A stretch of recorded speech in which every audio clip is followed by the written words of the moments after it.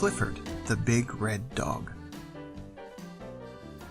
I'm Emily Elizabeth, and I have a dog. My dog is a big red dog. Other kids I know have dogs too. Some are big dogs, and some are red dogs. But I have the biggest, reddest dog on our street. This is my dog, Clifford. We have fun together. We play games. I throw a stick, and he brings it back to me. He makes mistakes sometimes. We play hide and seek. I'm a good hide and seek player. I can find Clifford no matter where he hides. We play camping out, and I don't need a tent. He can do tricks too. He can sit up and beg. Oh, I know he's not perfect. He has some bad habits. He runs after cars. He catches some of them. He runs after cats too. We don't go to the zoo anymore. Clifford loves to chew shoes. He digs up flowers. It's not easy to keep Clifford. He eats and drinks a lot. His house was a problem too. But he's a very good watchdog. And the bad boys don't come around anymore. One day, I gave Clifford a bath. And I combed his hair and took him to the dog show. I'd like to say Clifford won first prize, but he didn't. I don't care. You can keep all your small dogs. You can keep all your black, white, brown, and spotted dogs. I'll keep Clifford. Wouldn't you?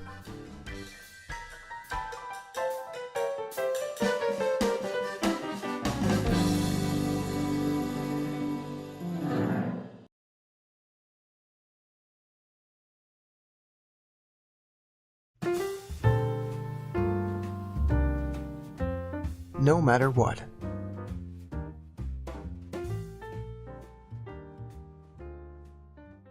Small was feeling grim and grumpy.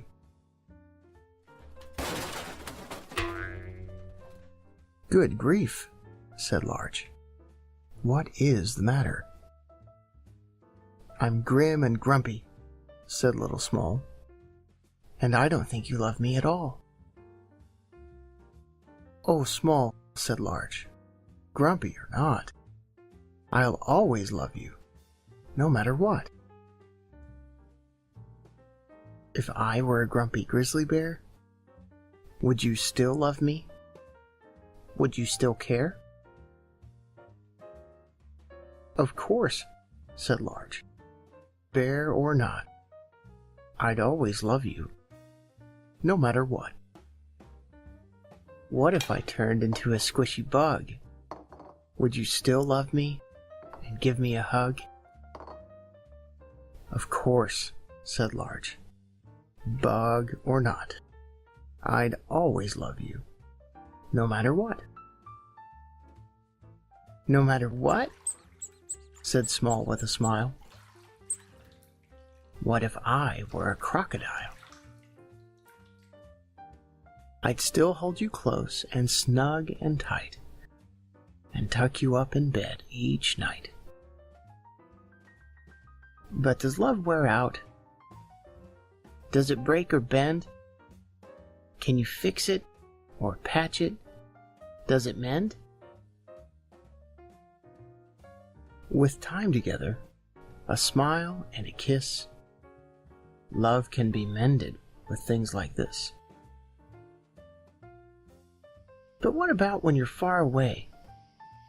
Does your love go too? or does it stay? Look up at the stars. They're far, far away. But their light reaches us at the end of each day. It's like that with love. We may be close, we may be far, but our love still surrounds us wherever we are.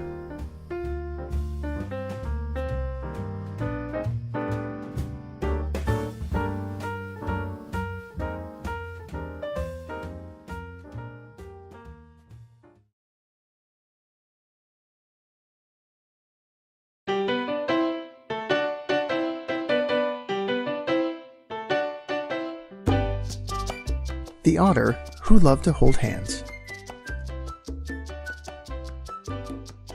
Every night when they go to sleep, Otto's family hold hands so they don't drift apart. And every morning when they wake up, they all let go again, except for little Otto. Otto worried about swimming. He worried about diving. And he worried about getting lost. But most of all, he worried about being alone. Every morning, Mom said, "Please let go, Otto. I can't do anything with you holding my hand." But Otto shook his head. He didn't want to let go. "I can't swim on my own," he squealed, clinging on to Mom. He knew he would float, but letting go was still scary. What if he drifted out to sea? "You can do it," Mom said gently. But Otto shook his head. He didn't want to let go. The other cubs enjoyed playing, chasing, and splashing. Otto wanted to join in, but he just couldn't let go of Mom and Dad. "Go and play," said Dad. "I'll watch you from here." But Otto shook his head. He didn't want to let go. "I'm scared," Otto cried. "Don't let go," Otto begged, as Mom tried to open an oyster shell. "I'm still right here," Mom sighed. But Otto just had to hold on. Mom and the shell bobbed and rocked as Otto clung to her. When Mom finally opened the oyster shell, Otto saw a beautiful, shiny pearl gleaming inside it. "It's amazing," Otto said. "Oh, look! There's an otter inside just like me." Otto reached out to the little otter and the pearl, and before he knew it, he was holding the beautiful pearl in both his hands. Otto saw a happy otter floating all by himself and realized it was him. "We are so proud of you," Mom said. "Well done, Otto," Dad said. "I let go," Otto cried. "I'm floating on my own and I'm fine." "Hooray! Come and play with us," called out the other little otters. So now, every day, Otto splashes and swims and plays with his friends. He's a very happy little otter. But he still looks forward to nighttime, when he and his family hold hands as they drift off to sleep.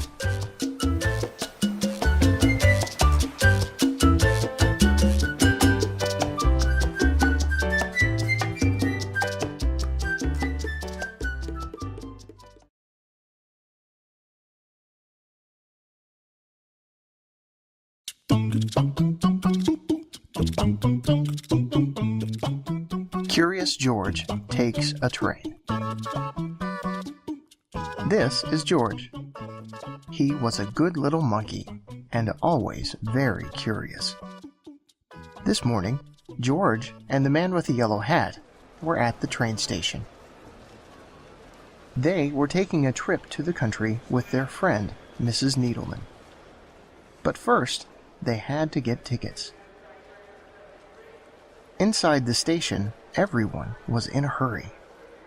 People rushed to buy newspapers to read and treats to eat.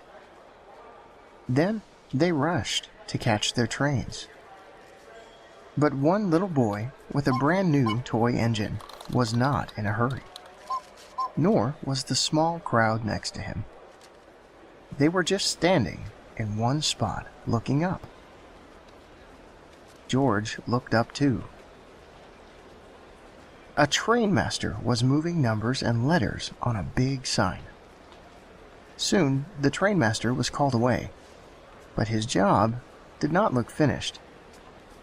George was curious. Could he help? George climbed up in a flash. Then, just like the trainmaster, he picked a letter off the sign and put it in a different place. Next, he took the number 9 and put it near a 2. George moved more letters and more numbers. He was glad to be such a big help. "Hey!"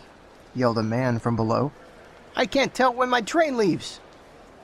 "What track is my train on?" asked another man. What's that monkey doing up there? Demanded a woman. She did not sound happy.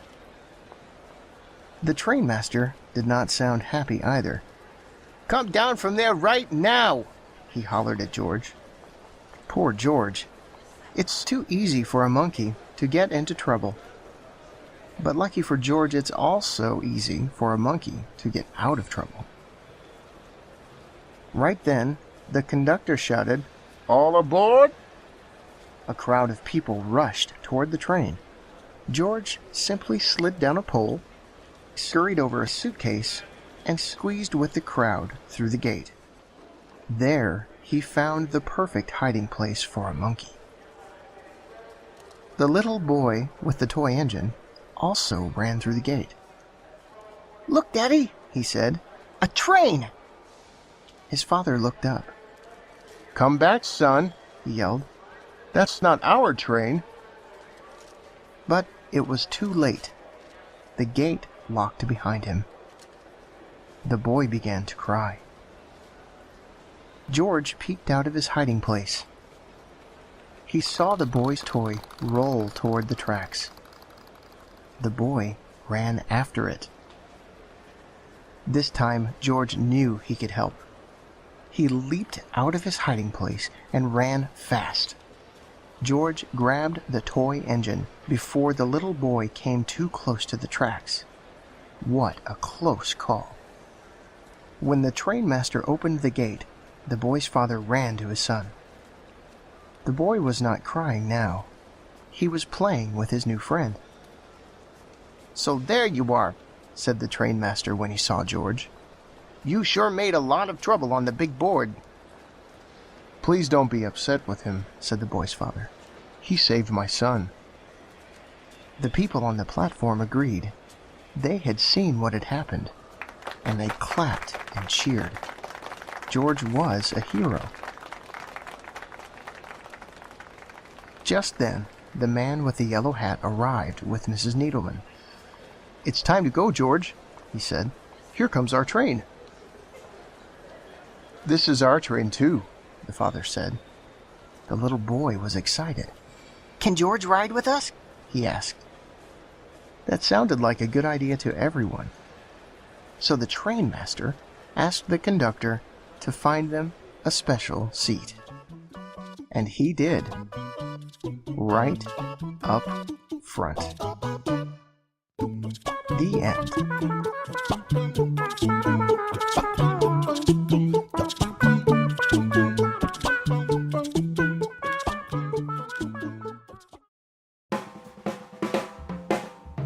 If you enjoyed this story, please click the like button and subscribe to our channel. Thank you for watching.